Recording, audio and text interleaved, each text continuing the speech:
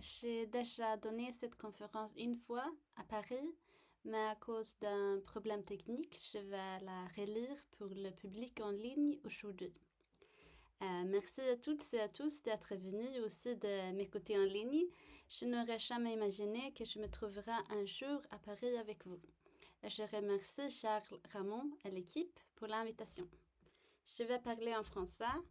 Or, il faut avouer que le français, jusqu'ici, pour moi, a été surtout une langue de lecture et en tant que telle une source de jouissance.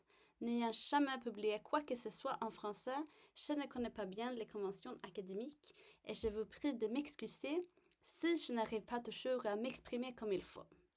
Le but de cette conférence sera de mettre en évidence un dilemme que le lecteur de Spinoza rencontre.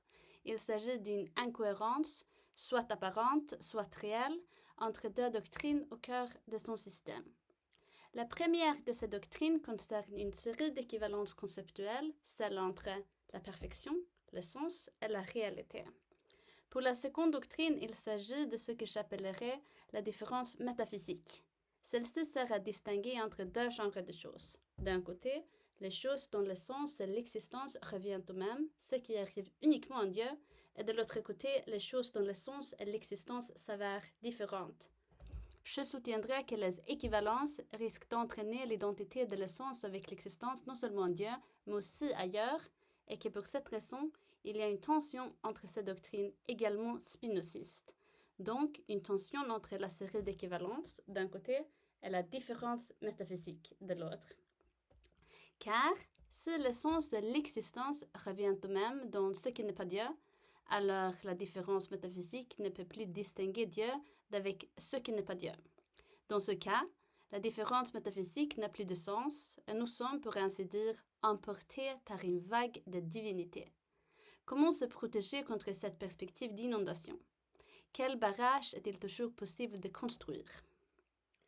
La difficulté que nous rencontrons ressemble à une impasse. Il y a, selon moi, deux routes principales pour en sortir. Deux routes principales pour en sortir. D'une part, la route platonicienne et de l'autre part, la route éliatique. En les appelant ainsi, j'emprunte de la terminologie d'autres auteurs. Je me réfère à Morgan Slarke qui a qualifié certaines lectures de Spinoza de plagiarizing, aussi bien qu'elle œuvre de Michael Della Rocca que Yitzhak Melamed a décrit comme un chant de sirènes d'Élée, c'est-à-dire un chant de sirènes éliatique. Et toutes ces références se trouvent sur ce document-ci qui a été distribué. Et Melamed m'a avoué dans une communication privée que cette belle phrase, le chant de sirène éliatique, fait à la fois référence à l'épopée grecque que nous connaissons tous et à un poème en prose, peut-être moins connu, de Franz Kafka, intitulé Le silence des sirènes, Das Schweigen der Sirenen. Donc, en appelant la lecture éliatique de Spinoza un chant de sirènes, Melamed nous fait entendre que la lecture éliatique est, d'une certaine manière, un discours silencieux. Je suis d'accord avec ça. Or, il y a des modalités de silence différentes. Il y a diverses manières de se taire. Avant de conclure, je vais m'attarder sur ce point. D'ailleurs, on peut bien se demander si Platon ou Parménide partageaient le point de vue dont il sera question ici. Il faut souligner que, tout en parlant de platonisme, d'éliatisme, je ne prétends pas proposer d'interprétation ni de Platon, ni de philosophe éliatique. L'opposition entre ces deux visions sert seulement à mettre en évidence une tension au sein du spinozisme. Commençons par la différence métaphysique, c'est le deuxième point sur le document. Ici. Partout dans l'œuvre spinoziste, on trouve une distinction centrale, à savoir celle entre ce qui est Dieu et ce qui n'est pas Dieu, articulée dans des termes qui sont plus ou moins les mêmes. Dieu, c'est la chose dont le sens enveloppe l'existence. Dans la définition non-télétique, c'est exactement en ce terme que Spinoza décrit la cause de soi. Pour le reste, il n'en est pas ainsi. Le sens enveloppe l'existence uniquement dans la substance. C'est aussi la seule division de l'être que Spinoza accepte dans le premier chapitre de ses pensées métaphysiques, où il différencie entre l'être qui enveloppe l'existence nécessaire et l'être qui est capable d'exister, mais qui n'existe pas en vertu de soi-même. Et cette distinction équivaut à celle entre substance et manière, à partir de laquelle se déploie toute sa métaphysique. D'où l'importance de savoir pourquoi l'essence de Dieu doit envelopper l'existence.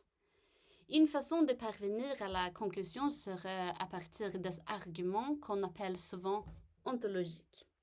Mais selon ceci, Dieu existe parce que l'existence est une perfection et Dieu les possède toutes sans exception.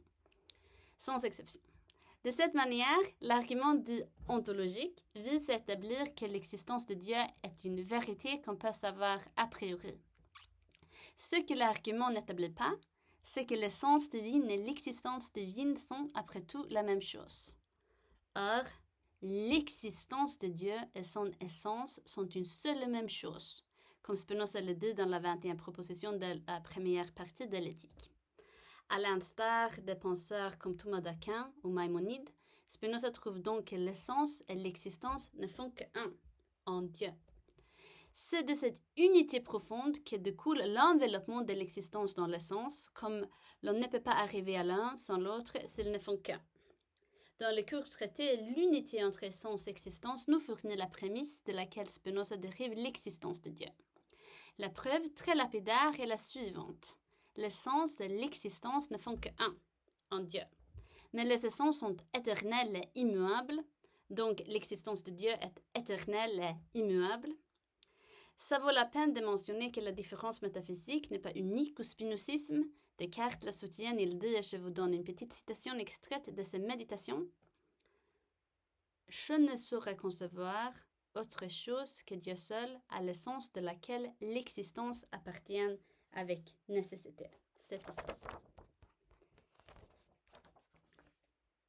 La différence métaphysique n'est pas propre à l'époque moderne non plus. Au contraire, il s'agit d'un lieu commun depuis des siècles. Auprès des penseurs du Moyen-Âge, on trouve fréquemment une distinction entre Dieu, pour qui l'essence et l'existence sont la même chose, et tout ce pour qui celles-ci diffèrent.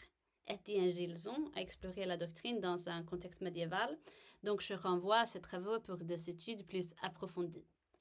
Si cette unité se retrouve partout dans la tradition, c'est parce qu'elle découle d'une identité encore plus extrême, à savoir la simplicité divine. À travers l'histoire, beaucoup de théologiens, parmi lesquels on trouve Denis l'Aréopagite, Maïmonide, Thomas d'Aquin, ont soutenu que Dieu est simple. Bien sûr, s'il n'y a pas de distinction en Dieu, il s'ensuit qu'il n'y a pas de distinction entre ce qu'il est et son être. Il n'y a pas de distinction entre ce qu'il est et son être. Aussi radical que Spinoza soit, sous d'autres points de vue, pour lui aussi, l'essence et l'existence divine sont unies d'une manière inextricable et fondamentale. Or, Spinoza se distingue parmi les défenseurs de la simplicité divine en ce qu'il soutient aussi la thèse moniste. Selon son espace de monisme, car il y en a sans doute plusieurs formes, il n'y a qu'une seule substance, et tout ce que nous considérons comme des substances ou des choses indépendantes dans le sage courant, comme par exemple vous et moi, sont des façons dont Dieu existe. Pour Spinoza, la différence métaphysique se trouve donc à l'intérieur de cette unique substance qui est Dieu. Et nous sommes des façons dont Dieu existe. Ainsi, si elle est solide, la différence métaphysique spinoziste tient entre les façons dont Dieu existe d'un côté et Dieu en tant que tel de l'autre côté. On pourrait aussi dire que la différence sépare Dieu d'avec ses propriétés. Certains trouveront sans doute que cela rend la différence métaphysique encore plus impénétrable chez Spinoza qu'elle ne l'est dans la tradition. Car c'est déjà difficile de penser un être en qui l'essence et l'existence ne font qu'un. Or, maintenant, nous sommes contraints de penser un Dieu qui est simple de cette façon, bien que ses propriétés ne le soient pas. Il faudrait éclaircir comment cette différence peut être établie entre une chose absolument simple et ce mode d'être composé. Mais, pour l'instant, il suffira de poursuivre le fil conducteur de notre investigation. Considérons donc le minimum. Pour Spinoza, il y a une différence métaphysique qui distingue Dieu de ce qui n'est pas Dieu. Une ligne de partage qui se veut définitive se trace entre natura naturans, la nature naturante, et natura naturata, la nature naturée. Poursuivons. Partout dans l'œuvre de Spinoza, on trouve des équivalences conceptuelles très inattendues. On est maintenant arrivé d'ailleurs au troisième point sur le document. Sur la tendance spinoziste unifiée de propriétés et de relations que nous regardons, nous, comme bien distinctes, Charles Ramond écrit dans son Introduction un système de l'immanence tend à replier les uns sur les autres ses principaux concepts. Un système de l'immanence tend à replier les uns sur les autres ses principaux concepts. D'où l'importance des études qui portent sur ces équivalences. Aujourd'hui, je veux seulement vous signaler comment une de ces séries d'équivalences semble entrer en conflit avec la différence métaphysique à laquelle je viens de faire allusion tout à l'heure. La première équivalence établit que perfection égale réalité. Selon Spinoza, tout ce qui est réel est aussi dans la mesure même où il est réel parfait. Peut-être que la 6e définition de l'éthique 2 en témoigne le plus clairement. Cette définition dit tout simplement, et je cite, « Par réalité et perfection, j'entends la même chose ». De plus, par réalité et être, Spinoza entend aussi la même chose. Cette dernière identité peut sembler une trivialité, néanmoins, il faut retenir que réalité égale être dans ce qui suit. Et comme l'être est par degré et dégradé, la perfection l'est aussi. Plus quelque chose possède de perfection, plus elle possède de l'être. Or, la perfection qui va ainsi de pair avec la réalité n'est pas le genre de perfection que nous apprécions au quotidien. Ce n'est pas la perfection esthétique que nous attribuons aux œuvres d'art ou aux beaux visages, ni le genre de perfection éthique que nous trouvons à ceux que nous estimons bons, comme par exemple le saint, et ainsi de suite. Il ne s'agit pas non plus de la perfection que nous attribuons aux choses, aux cathédrales ou aux fourmilières bien construites, aux horloges, aux ordinateurs qui fonctionnent comme il faut. Nous disons que les choses sont parfaites dans ce sens lorsque nous considérons qu'elles ont satisfait un critère que nous avons fixé pour elles.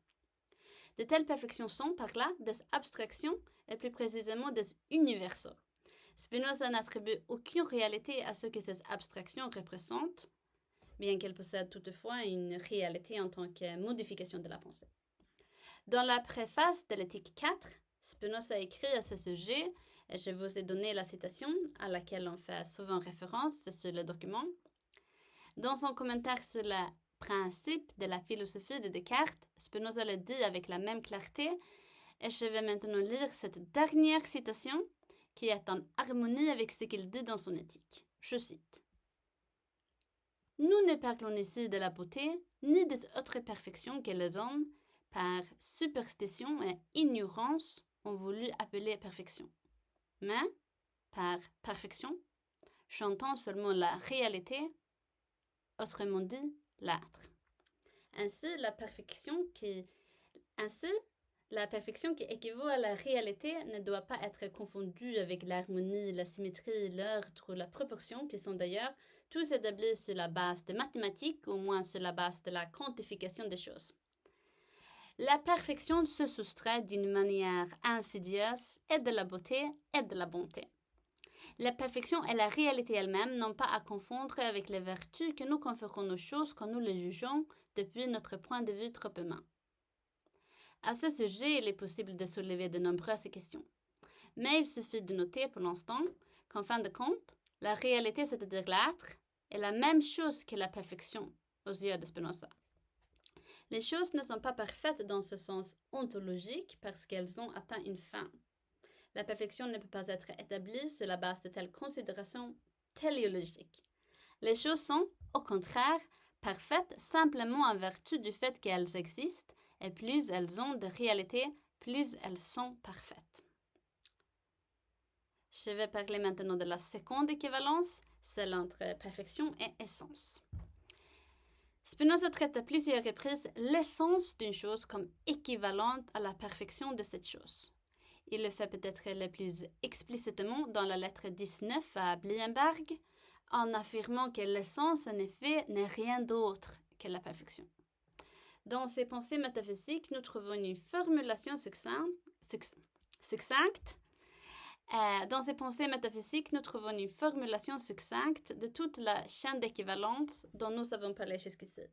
Car ici, Spinoza dit, je le cite, « En outre, de même que le bon et le mauvais ne se disent que relativement, de même aussi la perfection, excepté quand nous prenons la perfection pour l'essence même de la chose. En ce sens-là, nous l'avons dit plus haut, Dieu a une perfection infinie, c'est-à-dire une essence infinie, autrement dit, un être infini. » Et je vais lire aussi en latin la petite phrase qui commence en ce sens-là. Quo sensu antea diximus deum infinitam perfectionem habere, hoc est infinitam essentiam, sev infinitum esse.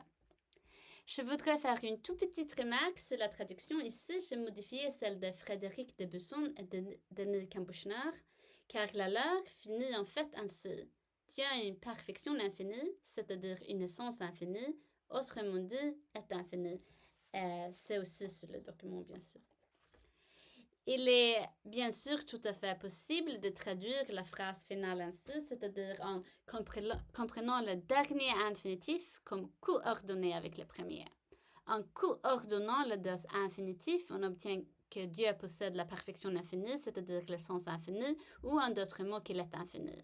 Pourtant, dans la traduction anglaise, Edwin Carley comprend la grammaire de la phrase autrement en subordonnant le dernier infinitif, c'est-à-dire infinitum esse, à celui qui le précède, c'est-à-dire habere. Je renvoie à ce document pour que vous voyez exactement ce dont je parle ici. Carley ne coordonne donc pas les deux infinitifs, au contraire, il nous donne à croire que le dernier est l'objet direct du premier, que l'être infini est quelque chose que Dieu possède, tout comme il possède la perfection ou l'essence infinie, alors que pour Besson et Campbeuchner, avoir de la perfection infinie et avoir de l'essence infinie se réduisent à être infini tout court. Comme vous voyez, il faut prendre la phrase de la manière de Carley pour obtenir l'équivalence explicite entre la perfection, l'essence et l'être infini. Mais si vous préférez la traduction française, on peut se passer de ce passage, car il y en a d'autres où Spinoza défend de manière plus univoque l'équivalence en question. Par exemple, dans son chef-d'œuvre aussi, Spinoza affirme que la perfection et l'essence se réduisent en fin de compte à la même chose. On trouve une telle affirmation dans l'explication de la définition générale des affects dans l'éthique 3.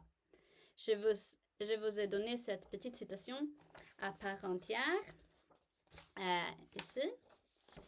Mais il suffit de noter cette phrase, je cite, « Nous entendons par perfection l'essence même de la chose. » Et comme nous l'avons déjà vu, ailleurs Spinoza dit qu'il entend par réalité et perfection la même chose. Il s'ensuit alors que l'essence égale la réalité. Et retenons que la réalité et l'être sont deux mots qui signifient la même chose. Spinoza entend donc la même chose par l'essence et l'être. En résumé, nous avons établi que Spinoza, non seulement dans ses premiers travaux, mais aussi dans son éthique, considère la perfection, la réalité, l'être et l'essence comme équivalents. Nous pouvons maintenant passer au quatrième point, intitulé « Le problème ». Le problème, c'est que ces équivalences semblent contredire à la différence métaphysique de la manière suivante. Nous avons vu qu'il y a pour Spinoza une équivalence entre la perfection, l'essence et l'être, et aussi, ce qui est moins remarquable, que la réalité et l'être sont une seule et même chose. Et maintenant, on est ici sur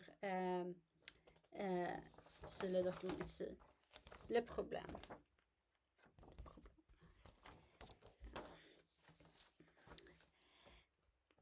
Supposons par hypothèse que l'être soit aussi la même chose que l'existence. Mais alors, il s'ensuit que l'essence est la même chose que l'existence pour tout ce qui existe. Que l'essence devient la même chose que l'existence pour tout ce qui existe. Et cela va contre la différence métaphysique qui affirme que l'unité de l'existence et de l'essence est un privilège dont ne jouit que Dieu.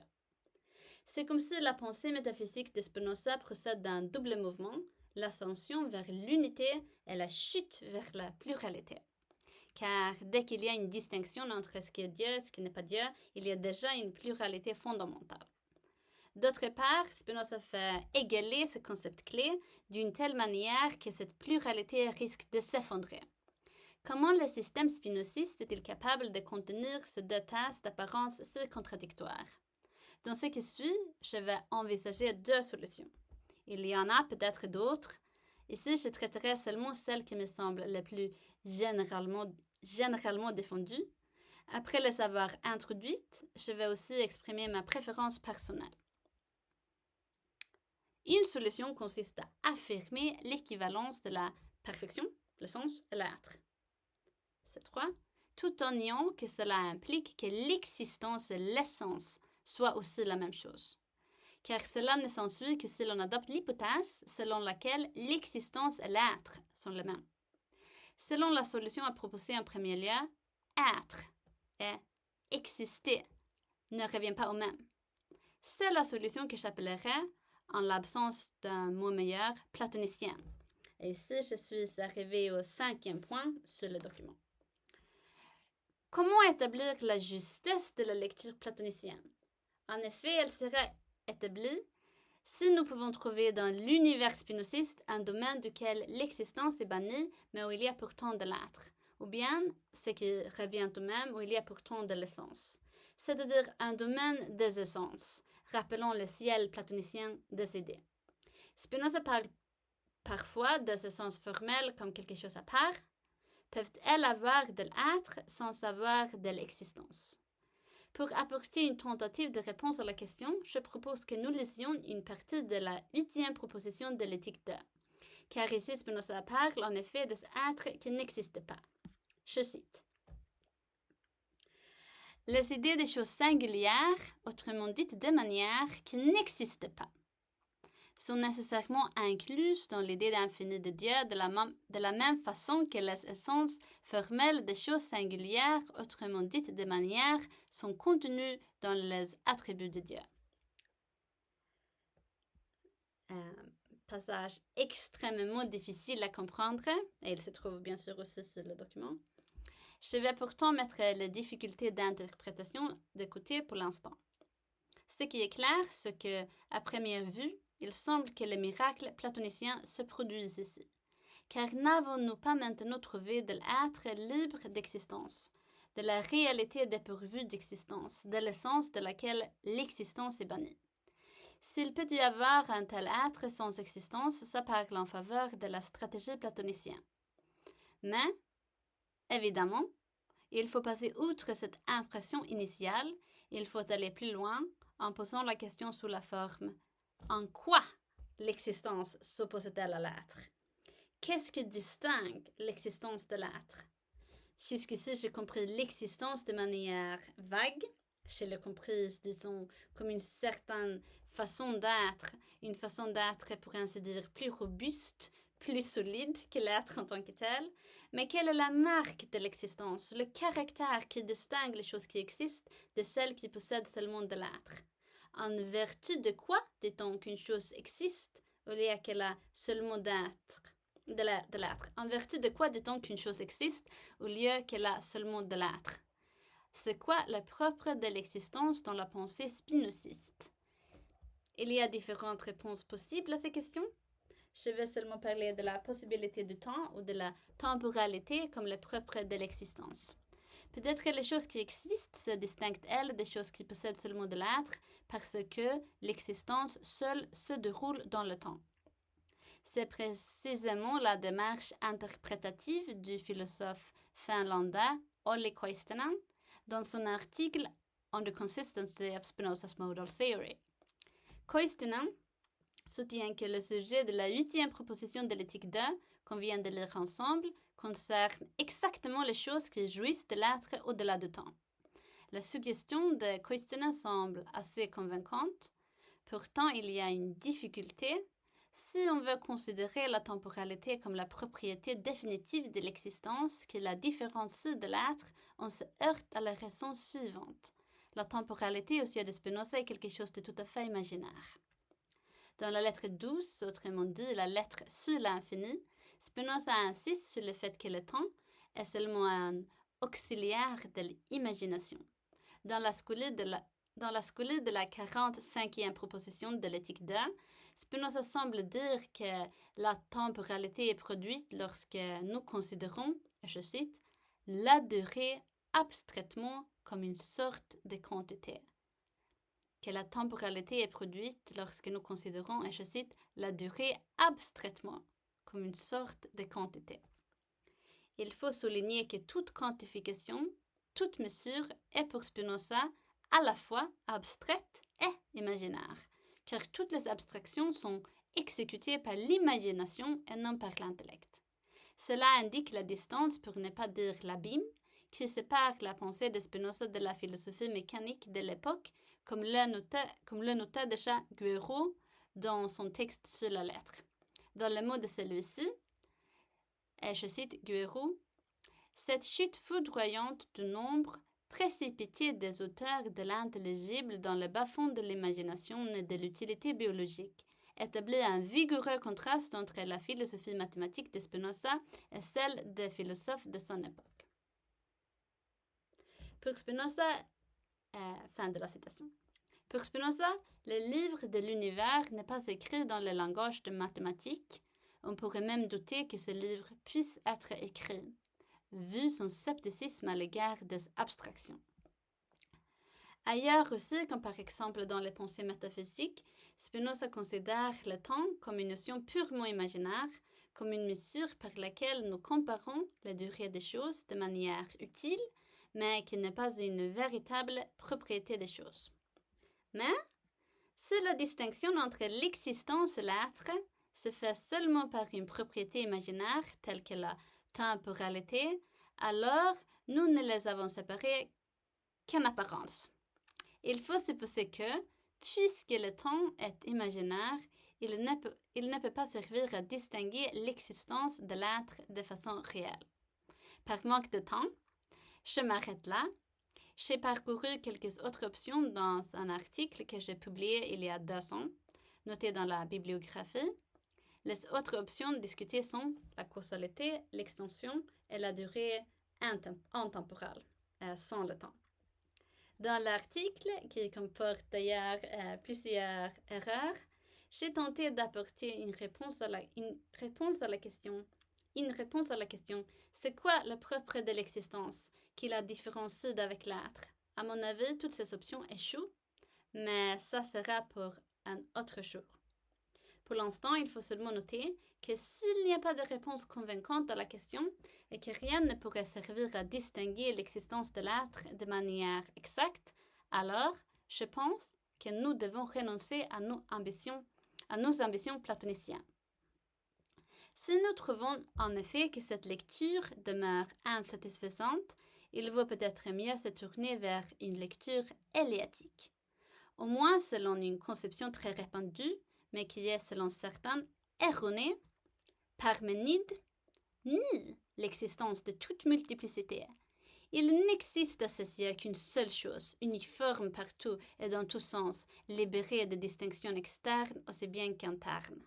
Évidemment, cela va contre les apparences, et comme le notait déjà Platon dans son dialogue Le Sophiste, la thèse aboutit vite à des paradoxes effrayants. Dans cet esprit éliatique, envisageons maintenant l'hypothèse que la différence métaphysique est fausse. Plus précisément, minimisons cette différence, prétendons qu'elle ne concerne que les apparences. C'est comme s'il y avait une différence entre l'essence et l'existence, mais, en fin de compte, il n'y a qu'une ligne de partage illusoire entre les deux. Car cette démarcation se fait seulement sous condition que nous concevions les manières en abstraction de la substance. Or, cela veut dire parler du vide d'union. Les manières, inéluctablement inséparables de la substance, servent, prises par soi, seulement d'objets aux passions hallucinantes qui prennent pour réel ce qui est faux. Du point de vue éliatique, pour tout ce qui est vraiment réel, l'essence et l'existence ne font qu'un.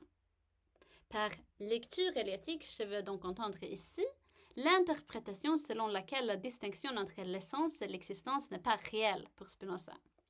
Cela a été soutenu par Charles Jarrett, aussi bien que plus récemment par Florian Vermeeren.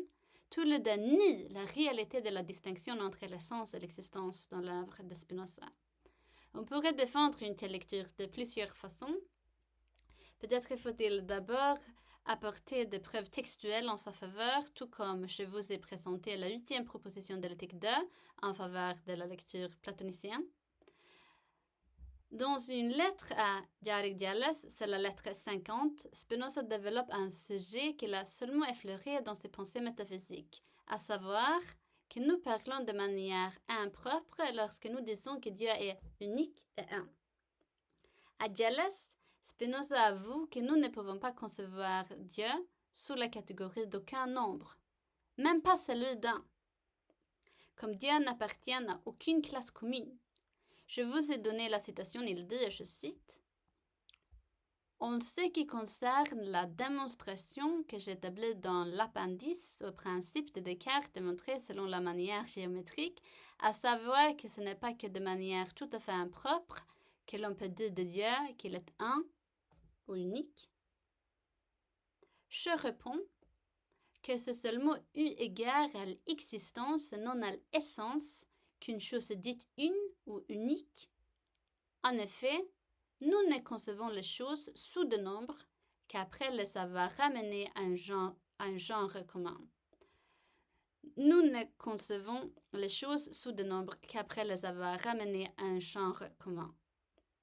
Qu'est-ce que Spinoza entend par là? En voici une interprétation élémentaire. Nous ne pouvons pas appliquer un nombre à Dieu, même pas celui d'un. Comme nous ne pouvons jamais former le concept d'une catégorie dont Dieu est membre. Mais, quand possédons-nous une catégorie? Peut-être dès que nous avons une différence, une distinction, aussi petite soit-elle. Car, au moins selon une façon de voir, les catégories ne sont que des ensembles de propriétés ou des listes de propriétés. Des listes peuvent se ressembler jusqu'au moindre détail, mais dès qu'une propriété se trouve uniquement sur une d'elles, il s'agit de deux catégories différentes. Par exemple, si on note la propriété de chat et de lion, on arrivera tôt ou tard à des propriétés uniques à une seule liste, ce qui distingue la catégorie de lion de celle de chat. J'avoue que c'est une simplification. Mais dans ce cas-là, une difficulté se soulève. On a un problème exactement dans la mesure où la différence métaphysique introduit deux catégories auxquelles tout être doit appartenir. D'un côté, tous ceux pour qui l'essence et l'existence reviennent au même, et de l'autre côté, tous ceux pour qui il n'en est pas ainsi. Car cela ne veut-il pas dire réduire Dieu à quelque chose de dénombrable, à quelque chose pour qui la catégorie de nombre s'applique après tout? Si l'on dit qu'il y a une différence entre ces deux genres de choses, ne s'ensuit-il pas qu'on pose deux catégories? Si l'on dit que Dieu est le membre unique de la première catégorie, ne réduit-on pas Dieu à quelque chose de dénombrable? Faut-il donc choisir entre la réalité de la distinction et l'innombrabilité de Dieu? Et par innombrabilité, je signifie sa propriété de passer outre tout nombre. Or, si la différence métaphysique ne différencie pas entre deux genres de choses, si elle n'établit pas de catégorie de choses, alors la distinction ne correspond pas à la réalité. Une telle considération pourrait inciter à accepter une vision de la différence métaphysique comme étant seulement apparente. Or, l'énigme ne se trouve pas résolue pour si peu. Ce n'est pas si facile que ça de devenir éliatique.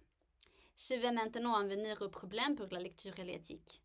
Premièrement, cette perspective se combine avec difficulté avec la réalité des manières des êtres comme vous et moi, car si nous sommes réels, si elles sont réelles, les manières, il devrait y avoir une distinction entre l'existence et l'essence pour elles, puisque, nous nous en souvenons bien, les manières sont comprises précisément comme les choses pour qui l'essence et l'existence ne reviennent pas au même. Dans son article « Omnis negatio est determinatio », aussi bien qu'ailleurs, Yitzhak Melamed nous fournit une liste utile de doctrines spinozistes qui semblent établir la réalité des manières. Pour tracer une ligne de démarcation entre la substance et les manières, on a besoin d'une distinction entre essence et existence, qui sont les mêmes dans l'une, mais diverses dans l'autre. Mais peut-être pourrait-il s'agir d'une distinction qui est moins que réelle, sans être tout à fait fausse. À ce sujet, je renvoie aux articles d'échanotés de Jarrett et Vermeeren, qui sont voués à articuler dans des termes plus précis cette possibilité-là. Ces références sont toutes notées ici, sur le document. Mais il y a aussi des problèmes philosophiques avec le point de vue élétique en tant que tel. Jusqu'ici, je me suis concentrée uniquement sur la différence métaphysique. J'ai suggéré que la perspective éléatique fait effondrer cette distinction. Mais de quel éléatisme parlons-nous? Pourquoi est-ce que la différence métaphysique s'évapore sous la lumière éléatique? Inspiré par une lecture radicale de Parménide, Michael de la Rocca a défendu ce qu'il appelle un monisme strict. L'argument sur lequel de la Rocca s'appuie vise à montrer que les relations n'ont pas de fondement. Selon un principe d'apparence rationaliste, ce qui ne s'expliquait pas n'existait pas. Dans son livre The Parmenidean Ascent, aussi bien qu'ailleurs, cette analyse s'est soutenue jusqu'au bout.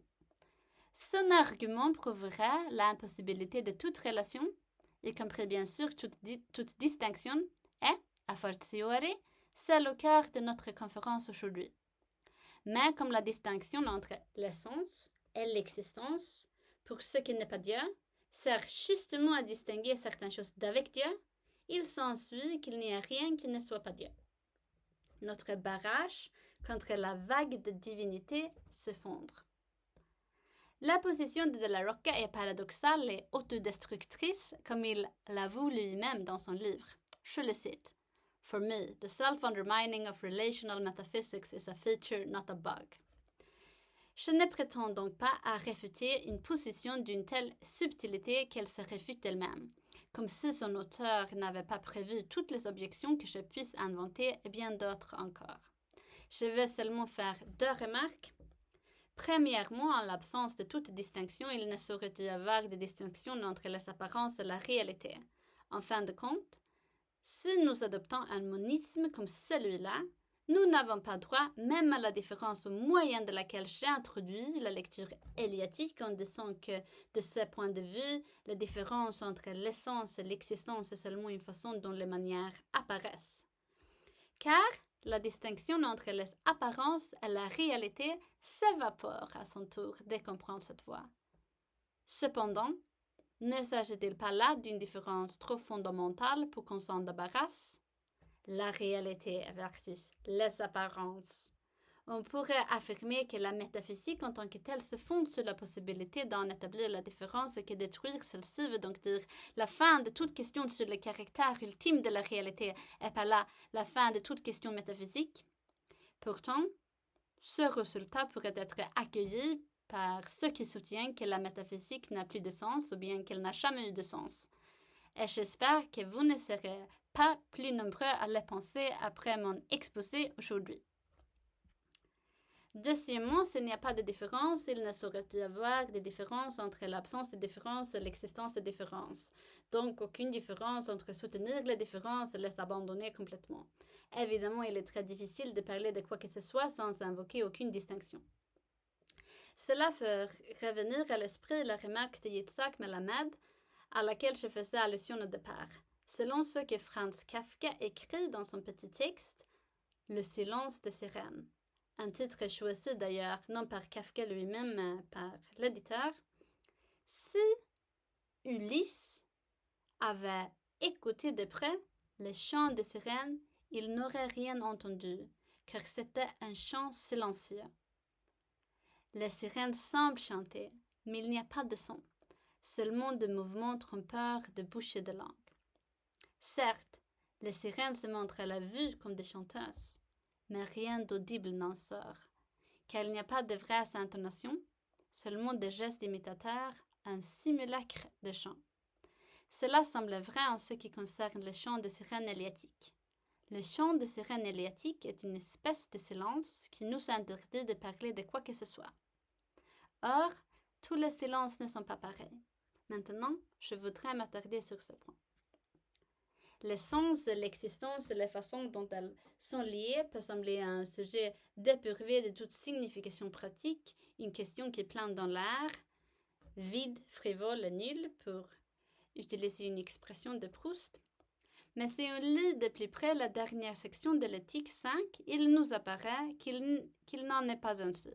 Ici, l'acquisition de la vérité et par là du bonheur est inaugurée par la dissolution partielle de la distinction entre essence et existence. Car l'idée que nous connaissons, par le troisième genre de connaissance, les choses sous l'aspect de l'éternité, doit signifier précisément que nous les connaissons de telle manière que leur essence et leur existence reviennent au même. Cela tient au fait qu'être éternel au sens spinoziste ne veut pas dire exister toujours, tout le temps. Loin de là, éternité signifie la propriété d'exister en vertu de sa propre essence. Seul Dieu existe d'une telle manière. Et pourtant, nous sommes capables de penser aussi les choses qui ne sont pas Dieu sous l'aspect de l'éternité. Mais comment cela est-il possible si l'éternité n'appartient qu'à Dieu? Lisons la démonstration de la 30e proposition de l'éthique 5. Ici, Spinoza soutient que connaître les choses sous un aspect d'éternité, c'est les connaître, et je le cite, en tant qu'elles s'enveloppent, par l'entremise de l'essence de Dieu, l'existence, ou dans le mot du latin, quatanus per Dei essentiam involvunt existentiam. Regardons de plus près ce qu'il dit. Les essences des choses finies n'enveloppent pas l'existence lorsqu'elles sont considérées par soi, mais considérées par l'entremise de l'essence de Dieu à le fond. Nous existons donc en vertu de notre essence, pourvu seulement que cela se fait par l'entremise de l'essence de Dieu. Mais qu'est-ce que cela veut dire? Comment serait-il possible de projeter une manière à l'intérieur de la substance d'une telle façon que son existence se déduise du coup de sa propre essence? Je ne pourrais pas illuminer jusqu'au fond ce mystère, mais peut-être pourrait-on dire que l'essence de Dieu a la fonction d'une lentille. Spinoza en fabriquait en tout cas au sens littéral une lentille, donc, à travers laquelle on voit autrement la modalité des choses. En somme, Dieu est défini comme la seule chose en qui l'essence de l'existence revient au même et les manières sont comprises comme les choses pour qui il n'en est pas ainsi. C'est la différence métaphysique. Mais, vers la fin de l'ouvrage où Spinoza met tout cela en évidence, il suggère que les essences de manière aussi peuvent envelopper l'existence, si on les considère d'un certain point de vue. La vision d'une manière, confondue jusqu'à sa définition avec la substance, dépend donc d'une certaine perspective, celle de l'essence divine. Seulement celle-ci permet de trouver Dieu partout là où nous regardons. Dès qu'on observe de telle manière les choses, les autres personnes, et surtout soi-même, son esprit et son corps, on y découvre Dieu. Subrepticement substitué sous leur voile, et c'est aussi une expression de Proust, c'est la dernière. En les regardant à travers l'essence de Dieu, on s'aperçoit de l'unité de l'existence et de l'essence de tout être. C'est donc le troisième genre de connaissance qui fait effondrer la distinction entre l'essence et l'existence. Or, ce qui est important, la vision ne va jamais dans le sens inverse. Ce n'est jamais à partir d'une manière prise par soi qu'on arrive à l'essence de Dieu. Il faut, à mon avis, attacher une grande importance à cette asymétrie.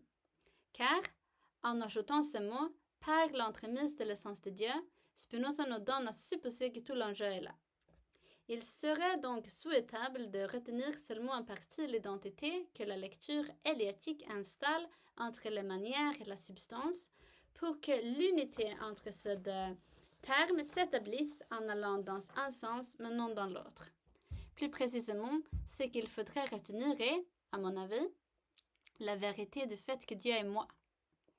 Néanmoins, et contrairement à ce que la lecture éliatique soutient, il est souhaitable de nier la phrase quand l'être humain en est le sujet. Je vous ai donné une petite citation tirée d'un article de Michael Della Rocca où il dit « Indeed, I think Spinoza embraces the view not only that each thing strives to be God, but that each thing is God. » Selon cette perspective, chaque chose serait donc Dieu. Voilà ce que je pense qu'il faut nier. Au lieu de cela, je voudrais proposer une espèce d'identité à sens unique. Il serait donc faux que je sois Dieu, mais vrai que Dieu est moi. Mais cette thèse n'aboutit-elle pas au démenti le plus néfaste de la logique?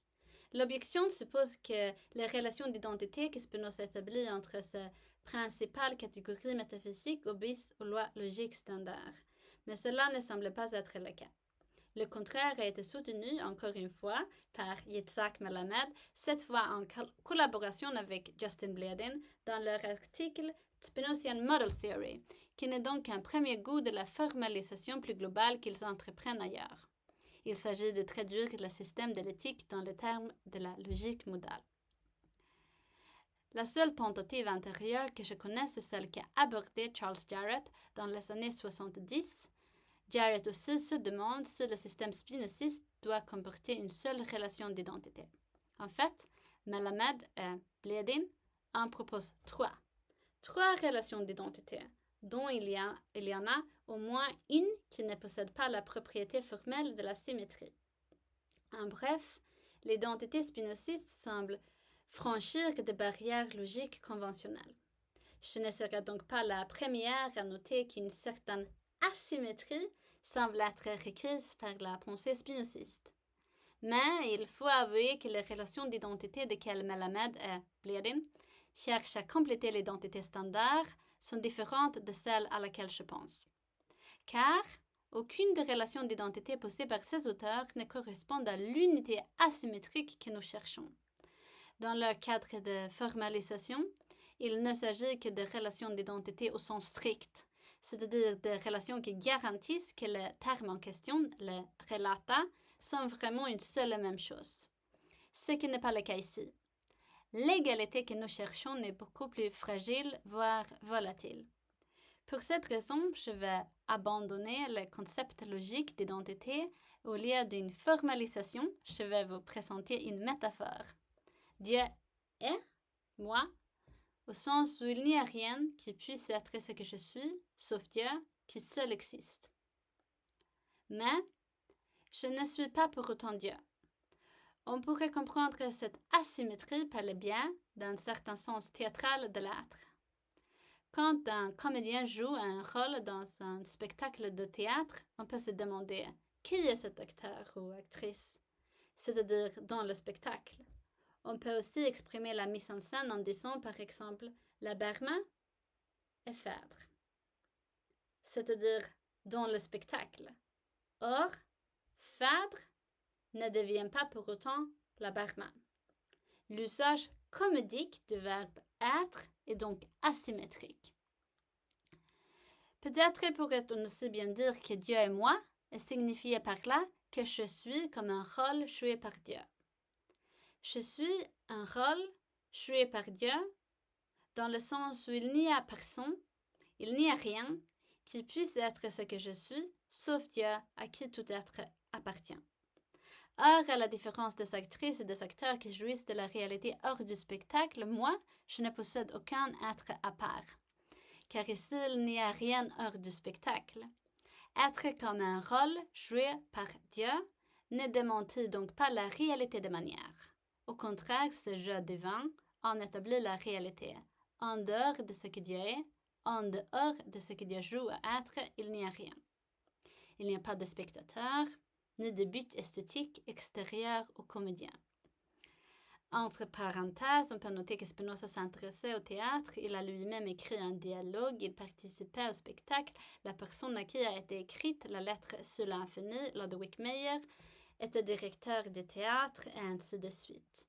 Mais au-delà de telles considérations superficiellement biographiques, je trouve que le sens comédique de l'être a une porte philosophique qu'il faut prendre au sérieux. On sait que pour Descartes, je suis une chose qui pense, et du fait que je pense, mon existence apparaît comme une évidence.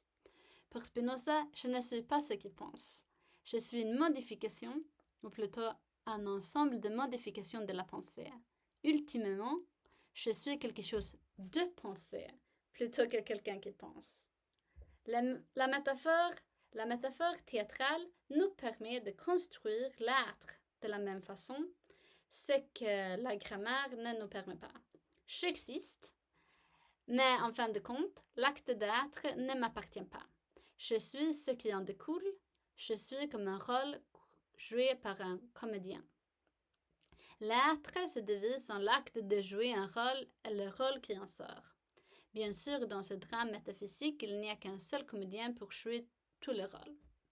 Si Descartes, cogito ergo sum, Spinoza lui pourrait dire Deus est ergo sum cogitatus, ou dans mon cas, cogitata, Dieu existe, donc je suis pensée. Ou si on continue dans la métaphore, Dieu existe, donc je suis joué.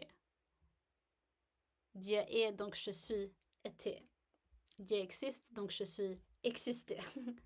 On comprend par là, j'espère, ce que je voulais dire par des façons différentes de se taire. Se taire veut dire renoncer à faire des distinctions entre les choses car la possibilité de discours en dépend. La proposition que je vous ai esquissée est la suivante. On a droit à renoncer à la distinction entre le comédien et le rôle seulement si on adopte la perspective du comédien qui entre dans le rôle. Car il devient vraiment tout le rôle qu'il joue, c'est-à-dire que c'est lui qui le fait être tout en jouant. Mais on n'arrive pas à cette unité en allant dans le sens inverse, ayant comme point de départ le rôle sans le comédien. Dans le sens comédique de l'être, il y a une asymétrie entre jouer et être joué, tel que le comédien peut devenir son rôle, mais le rôle ne devient pas le comédien.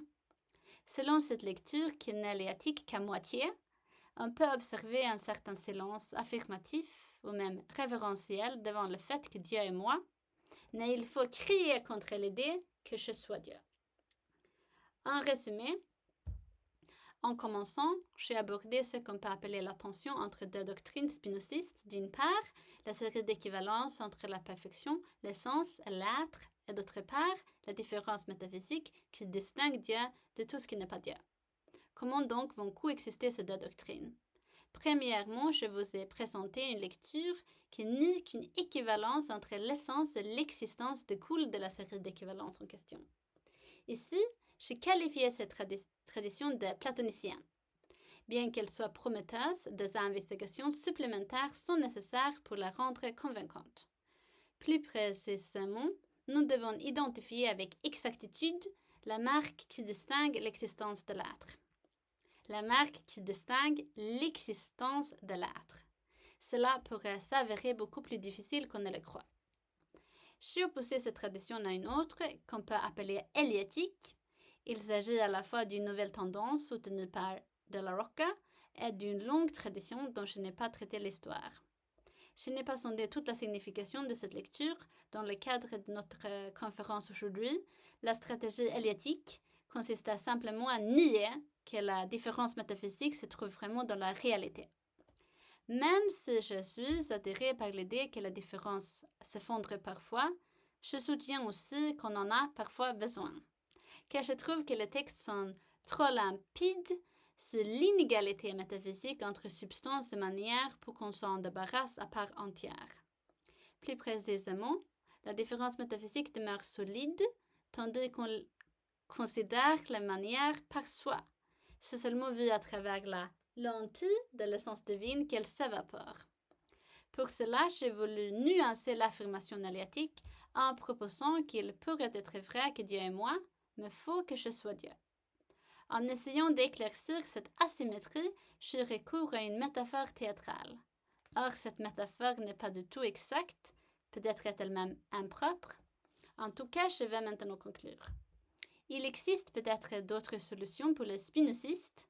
Toutefois, s'il n'y a pas d'autre solution, il s'ensuit qu'un spinoziste ne peut pas être à la fois anti-platonicien et anti-éliatique sans s'engager dans une incohérence. C'est la raison pour laquelle je conclus aujourd'hui par cette image. cette image,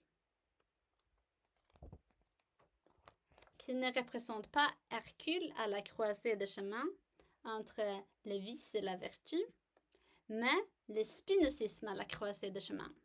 Faut-il se tourner vers la voie platonicienne, vers la voie éliatique, ou bien se forger une voie entre les deux? Je vous remercie. Merci.